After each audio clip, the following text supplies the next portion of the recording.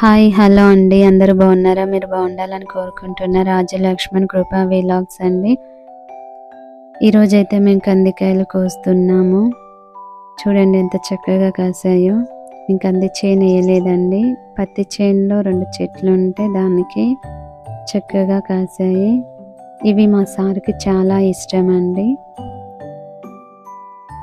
అమ్మ వాళ్ళు పంపించే వాళ్ళు అంతకుముందు కంది చేనులు వేసి, ఇప్పుడు కంది చేనులు వేయట్లేదు, దొరకట్లేదు కూడా ఇవి. మా పిల్లలకి ఇవేంటో కూడా తెలియదండి. వాళ్ళకి అలవాటు చేయాలనేసి అయితే తెంపేసి ఉడకబెట్టి పెట్టాలి. అప్పుడు వాళ్ళైతే హెల్దీ ఫుడ్ తీసుకునే వాళ్ళండి. ప్రతి ఒక్కటి ఉడకబెట్టుకొని తినేవాళ్ళు.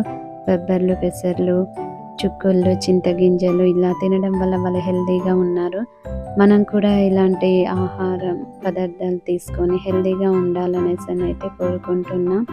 మీరు కూడా తినండి, హెల్దీగా ఉండండి. వీడియో నచ్చినట్లయితే ప్లీజ్ సబ్స్క్రైబ్ చేయండి.